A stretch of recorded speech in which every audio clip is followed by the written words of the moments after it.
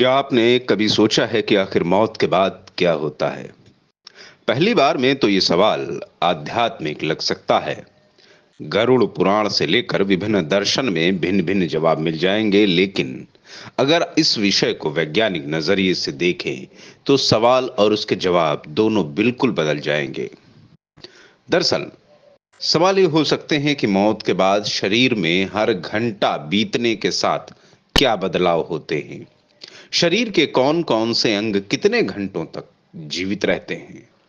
शरीर से बाहर निकलने पर कोई अंग कितनी देर तक जीवित रहता है?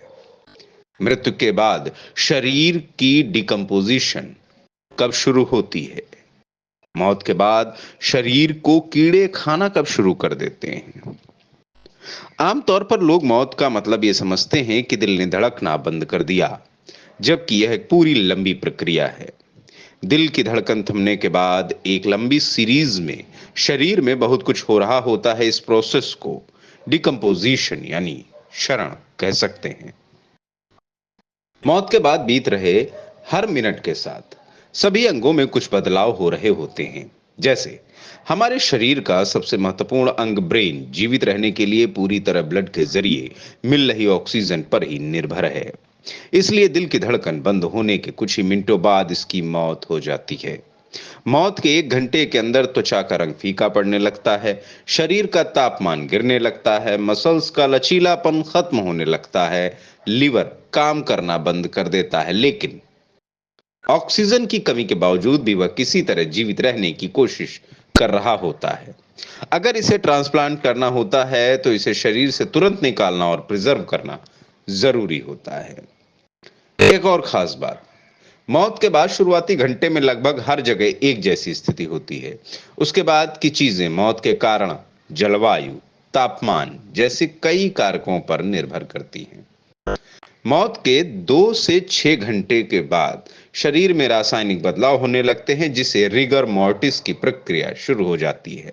इसमें शरीर की मसल्स अकड़ने लगती हैं। सबसे पहले शरीर की सबसे छोटी मसल्स प्रभावित होती हैं। इसका असर पलकों और जबड़े की मसल्स पर होता है।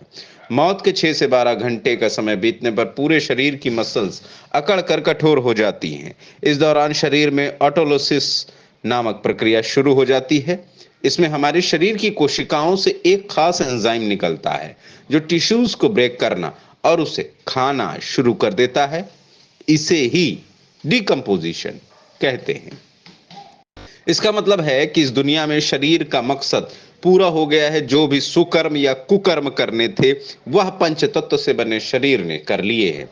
अब अगर कोई इसकी अंतिम क्रिया नहीं भी करता है, तो प्रकृति अपने तरीके से इसको धीरे धीरे डिकम्पोज करके खत्म कर देगी। इस प्रोसेस के दौरान जब हमारे शरीर के सभी अंग एक एक करके दम तोड़ रहे होते हैं, अगर इन्हें समय रहते शरीर से बाहर निकाल लिया जाए और प्रिजर्व कर लिया जाए, तो ये किसी जरूरतमंद के शरीर में ट्रांसप्लांट कर जा सकते हैं। इससे किसी शख्स को नया जीवन मिल सकता है। यथार्थ समाचार हेल्थ डेस्क रिपोर्ट।